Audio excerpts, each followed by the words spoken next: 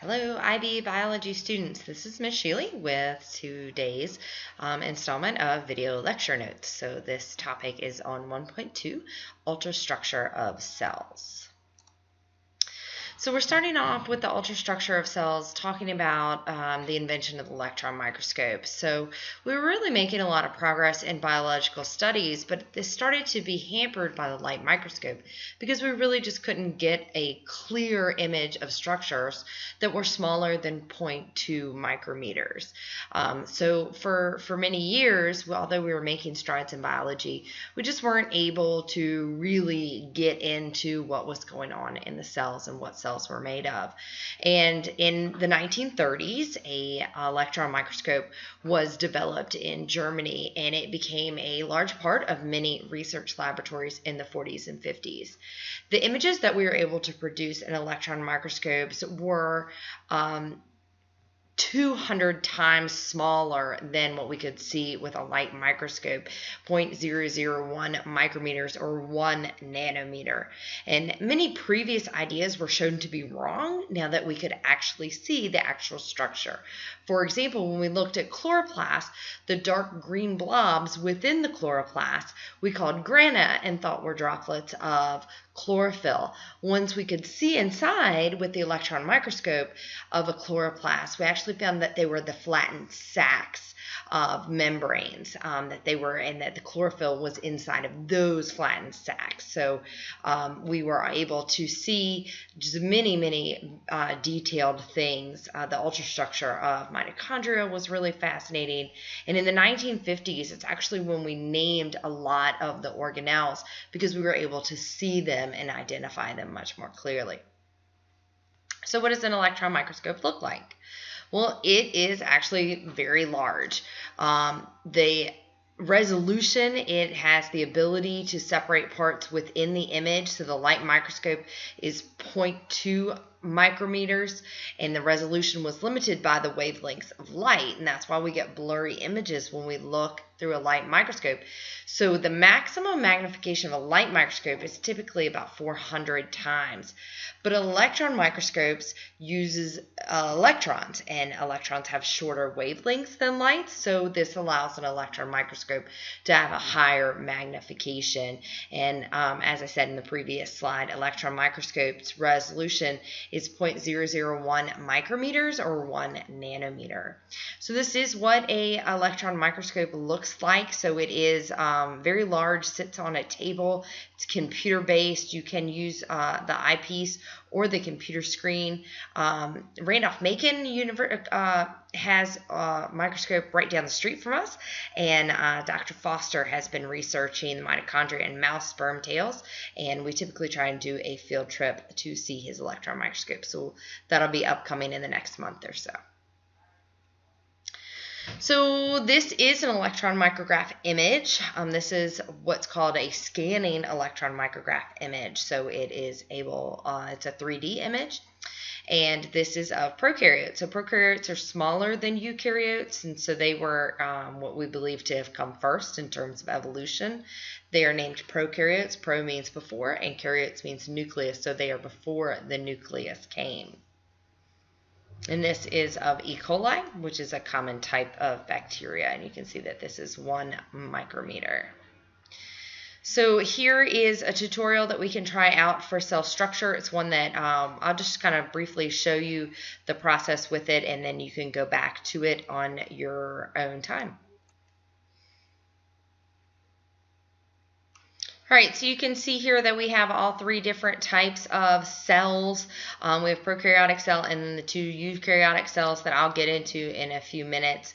But I did just want to let you know parts of what was available in this website, in this animation. So this takes you through the typical prokaryotic cell. You can highlight, hover over each, and then continue on to the next, and there's some pop-up questions that you can review with yourself. So it does this for each, the prokaryotic cell, the animal cell, the plant cell, and then at the end you can construct a cell. Okay, so you can start with which ones you want. So that's a really nice little animation tutorial that you can do. It is downloadable So it's something that you can easily save to your desktop on your personal computer or easily access through Google Classroom. All right, so the ultrastructure, that's what we refer to as the internal structure of the cells. So the ultrastructure of E. coli is an example of a prokaryote, and that's going to be the example that I focus on in my discussion of prokaryotes here. So E. coli is the classic model microbe, and it's used in many kinds of pathogenic and genetic research. So you can see here we have a plasma membrane in this red-brown color, and then on the outside it is surrounded by a cell wall. Coming off from that cell wall, you have small pili or cilia structures, and then here you have one much larger flagellum. The empty space within the plasma membrane is cytoplasm. That's not actually empty. We draw it as empty, but it's really a fluid filled with all kinds of different proteins and enzymes and subcellular structures and resources and waste that the cell makes or needs. In the middle of a prokaryotic cell, you have a region called a nucleoid, and this nucleoid region is where the DNA, the circular DNA, hangs out. And then you also do have some ribosomes. Something to note about ribosomes is that they are not bound by a membrane, so they are the only organelle that a prokaryotic cell will have. And we can say that prokaryotic cells do not have membrane-bound organelles because they do contain these ribosomes. So then what do all of these functions of the prokaryotic cell parts do? So I want you to take a few minutes, pause the video, and see if you can figure out or remind yourselves which of these structures do which of these roles. All right, I hope you've paused and you've given yourself enough time. Let's go ahead and look at the answers. So here are the answers. So the flagellum is used for movement. Pili or cilia can be used for movement, but they're also used for attachment or DNA transfer in the case of a prokaryotic cell. Your cell wall is your protective coating, and this can be gram-positive or gram-negative, and that is a test that we can do in laboratory. It has to do with structures on the outside of the cell wall. Plasma membrane controls the entry and exit of materials. The nucleoid region that I spoke of earlier is where the closed loop circular DNA hangs out. Ribosomes are for protein synthesis, and the cytoplasm contains enzymes and things necessary for metabolism. All right, so here is a cartoon drawing that you would see in a textbook, and here is an electron micrograph of a rod-shaped bacterium. So I want you to see if you can identify these things do match up. You can identify the structure. So again, pause the video and see what you think you would label everything. All right, I hope you've given yourself enough time and you've practiced that. So let's see what the answers are. So here we have the little pili or cilia on the outside, the two longer flagella or three longer flagella at the bottom. And you'll see that this electron micrograph of this particular bacteria does not have those. These little bumps could or could not be possibly pili or cilia. You do have the nucleoid region, so here's your nucleoid region in your electron micrograph, shown much larger in your cartoon drawing. Your ribosomes, little dots, and you can see the free-floating ribosomes kind of all over. You have the plasma membrane on the inside and the cell wall on the outside, both clearly shown in both images. So prokaryotes reproduce by a concept called binary fission. Binary means two, and fission means splitting, so this is literally splitting in two. This is much simpler than mitosis in eukaryotes. So what happens is our bacteria has a DNA loop. The cell grows, and the loop replicates semi-conservatively. And then the loops are pulled to the opposite sides of the dividing cells, and the new cells are then called daughter cells. They are clones because they have identical sets of DNA. So I just want to watch this quick little YouTube. It's kind of a funny way of looking at binary fission. Hi, I'm Campylobacter and I'm a pathogen. Hi, Campylobacter. Hi. And how have you been doing this week? Well, it started off okay, but I got on some kid's fingers, and then I got into his stomach, and then I was in his kind of gut, and I just couldn't help myself. I started multiplying. It's all right, Kim, it's all right. We're not here to judge. Tell us what happened. Did you try the exercises? I did. I tried the breathing exercises. It didn't really work, really. I tried, and I tried to stop myself from multiplying. I tried it, but I just couldn't. What happened? Can you tell me what happened? Okay, well, when I'm in a place that's moist and warm, and I'm so lonely I could cry through cellular division.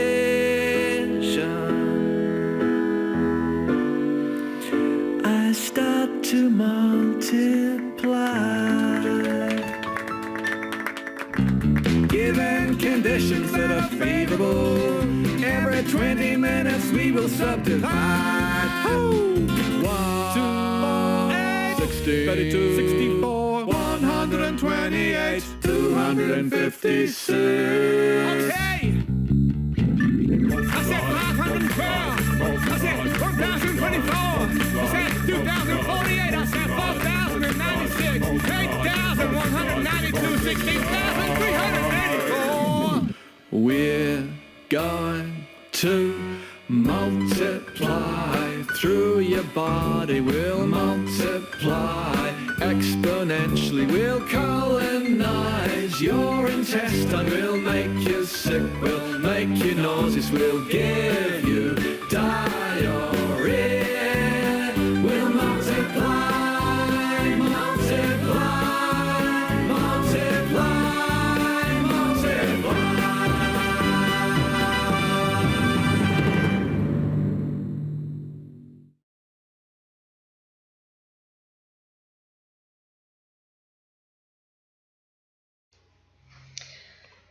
So just a funny little reminder of that bacteria and prokaryotes multiply. All right, so eukaryotes, they contain a true nucleus and membrane-bound organelles. So you can use this animation to learn more about the organelles and their functions and to use it as a studying tool. Endoplasmic reticulum.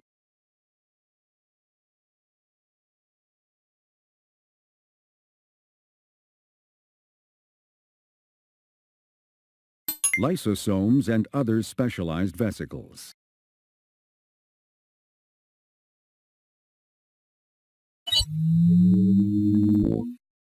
The cell's cytoplasm is populated with a vast assortment of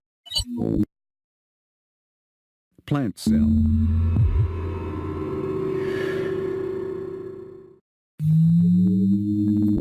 Unlike animal cells, plant cells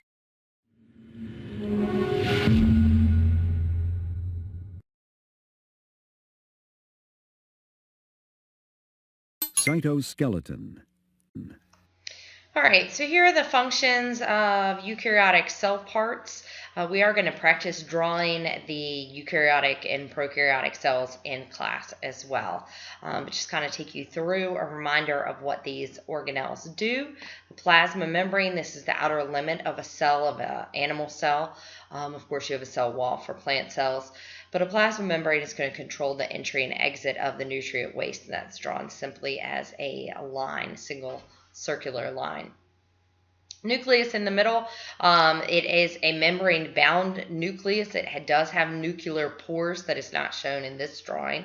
It does contain all of your genetic information in the form of chromosomes or chromatin. And inside of the nucleus, you have the nucleolus, which is densely packed area of the DNA. Surrounding the outside of the nucleus, you typically have your rough endoplasmic reticulum. There are ribosomes on the rough ER, and these ribosomes produce proteins that can then be exported from the cell or to other areas in the cell. You still have the cytoplasm just like in a prokaryotic cell. This contains lots of enzymes, solutes, anything that's needed for a metabolic reaction within the cell. but there's also dissolving mineral ions, nutrients, and then waste that need to be removed from the cell. The Golgi apparatus, or Golgi body as it's also known, this is going to modify and package proteins that are made in the rough ER, but then need to be exported by the cell via exocytosis. So the Golgi is going to take care of getting proteins ready that will not stay in the cell. Lysosomes, these contain digestive enzymes for breaking down nutrient molecules and dead cell parts for recycling. Free ribosomes, so you have ribosomes that are attached to the ER, calling it rough ER, but then you also just have free-floating ribosomes. These will also produce proteins that can be used by the cell. And then finally, you have your mitochondria. This is the site for respiration. It is the converter of energy. It converts sugars into ATP, which is a more useful source of energy. So here you have an electron micrograph image. This is from a transmission electron micrograph, so it's not going to be a 3D structure. So you have rough ER. Rough ER, it really is very, very thin. Golgi is going to be a little thicker, sometimes easier to see than others. The mitochondria, see how it can be very round or rod-shaped, but in both cases you see those inner foldings of the membrane. You have your chromatin, which is the lighter area, and then the nucleus in the the nucleus, and then you have the two different types of chromatin. You have what's called euchromatin and heterochromatin. And we don't need to know quite those levels of detail, but just so that you can see the difference here. So again, I want you to take a few minutes and see what structures that you think you can identify in this false covered TM image. So this has just been colored. This is not how it appeared in the electron microscope at all. So some colors were added to help differentiate. So take a minute and pause. See how many structures you can identify. All right, I hope you took some time to pause and practice. So you have, of course, the plasma membrane would be the outer structure here. These dark red things, these are mitochondria. Your cytoplasm would be this pinkish area. All these little blue guys, these are all free ribosomes.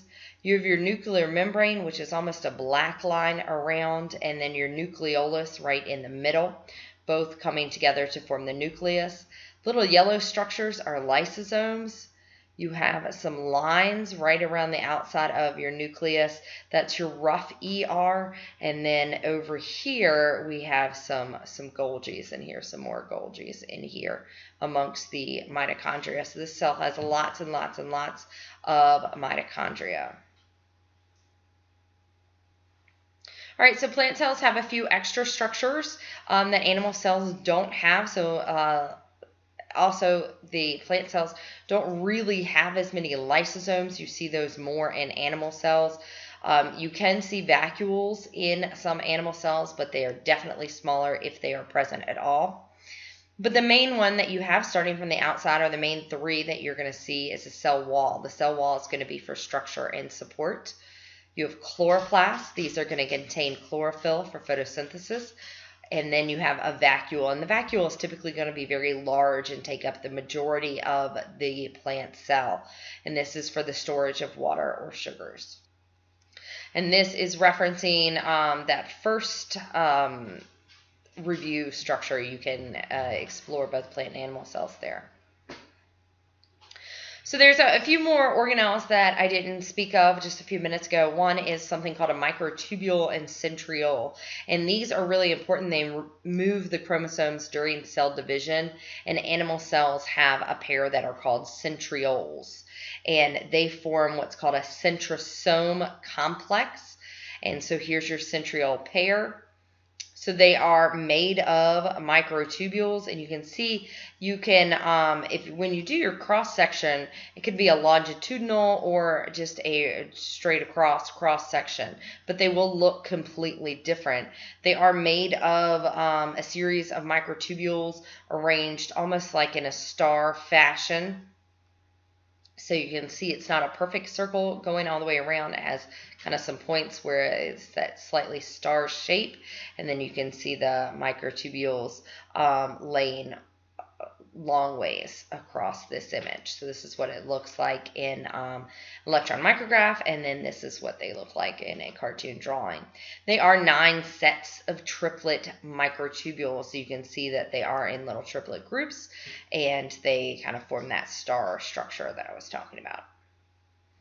And then the last one is called a cilia and flagella, and they're very similar. They're both whip-like structures, and they both project from the cell surface.